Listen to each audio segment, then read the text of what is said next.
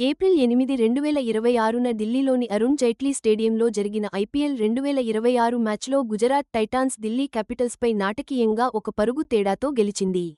వరుసగా 2 ఓటముల తర్వాత సాధించిన ఈ ఉత్కంఠ విజయం, ప్రస్తుత సీజన్లో టైటాన్స్కు తొలి పాయింట్లను ఖాతాలో వేసింది. అయితే, కేఎల్ రాహుల్ అద్భుతమైన 92 పరుగులు చేసినప్పటికీ ఢిల్లీ క్యాపిటల్స్ లక్ష్యాన్ని ఛేదించలేకపోయాయి.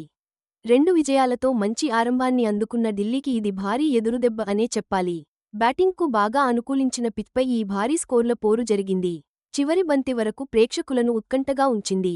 శుభ్మన్ గిల్ కెప్టెన్సీలో గుజరాత్ టైటాన్స్ జట్టు ఐపీఎల్ 2026లో పంజాబ్ కింగ్స్, రాజస్థాన్ రాయల్స్తో జరిగిన మొదటి 2 మ్యాచ్ల్లో ఓడిపోయి, కొంచెం ఒత్తిడితోనే ఈ మ్యాచ్లోకి అడుగుపెట్టింది.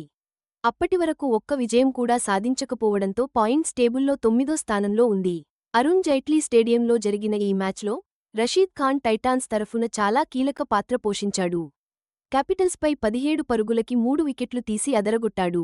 టైటాన్స్ తరఫున ఎప్పుడూ స్థిరంగా రాణించే సాయి సుదర్శన్ ఢిల్లీ క్యాపిటల్స్పై ఎప్పుడూ అదరగొడుతుంటాడు.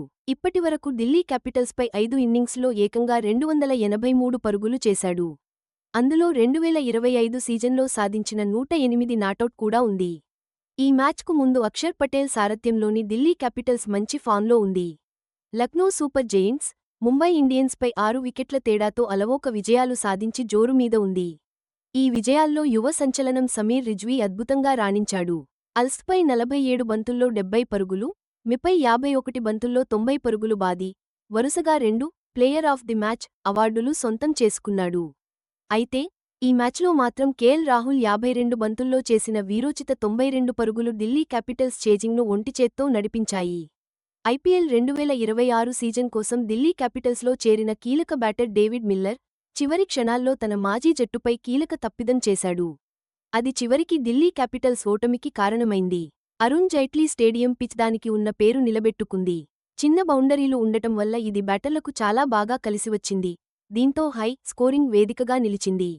నిపుణుల అంచనా ప్రకారం, ఈ మ్యాచ్లో ఎక్కువ స్కోరు నమోదవుతుందని, 180 నుండి 200 పరుగులు దాటితేనే గట్టి పోటీ ఉంటుందని చెప్పారు. చరిత్రలో ఈ పిచ్ కాస్త నెమ్మదిగా ఉండి స్పిన్నర్లకు అనుకూలంగా ఉండేది. కానీ ఇప్పుడు మాత్రం బ్యాటింగ్ ఫ్రెండ్లీగా మారింది. 2 ఇన్నింగ్స్లో మంచు ప్రభావం చాలా ఉంటుందని అంచనా వేశారు. బౌలర్లకు ఇది ఛాలెంజింగ్గా మారుతుంది కాబట్టి, టాస్ గెలిచిన జట్లు ముందుగా బౌలింగ్ ఎంచుకోవడానికి ఇష్టపడతాయని కూడా చెప్పారు. ఈ 2 ఫ్రాంచైజీల మధ్య హెడ్ టు హెడ్ రికార్డు చూస్తే, ఇప్పటిదాకా 8 మ్యాచ్లు జరిగాయి. ఇందులో గుజరాత్ టైటాన్స్ 5 మ్యాచ్లు గెలవగా, ఢిల్లీ క్యాపిటల్స్ 3 మ్యాచ్లలో గెలిచింది. ఈ కీలక విజయం గుజరాత్ టైటాన్స్కు చాలా కీలకమైన ఊపునిచ్చింది. దీనితో, వాళ్లు ఐపీఎల్ 2026 పాయింట్ల పట్టికలో అట్టడుగు స్థానం నుండి పైకి రాగలిగారు. వాళ్ల సీజన్లో ఒక కీలక మలుపు తిరిగే అవకాశం ఉందని కూడా స్పష్టం చేసింది. అటు ఢిల్లీ క్యాపిటల్స్ విషయానికి వస్తే, వాళ్లకు అద్భుతమైన ఆరంభం దక్కినప్పటికీ, ఒక పరుగు తేడాతో వచ్చిన ఓటమి టీ20 క్రికెట్లో చిన్న తేడాలు ఎంత కీలకమో, ఒత్తిడిలో ఎంత ఖచ్చితంగా ఆడాలనే విషయాన్ని మరోసారి గుర్తుచేసింది. ఢిల్లీ బౌలింగ్ దాడిలో కుల్దీప్ యాదవ్ లాంటి కీలక బౌలర్లు తమ పాత్రను చక్కగా పోషిస్తున్నారు. ముఖ్యంగా గుజరాత్ టైటాన్స్పై 7 ఇన్నింగ్స్లలో 5 వికెట్లు తీసి 6.56 ఎకానమీ రేట్తో రాణించిన కుల్దీప్, జట్టుకి చాలా కీలకంగా ఉన్నాడు. ఇప్పుడు 2 జట్లు కూడా తమ వ్యూహాలను మార్చుకుని ముందుకు వెళ్తాయి.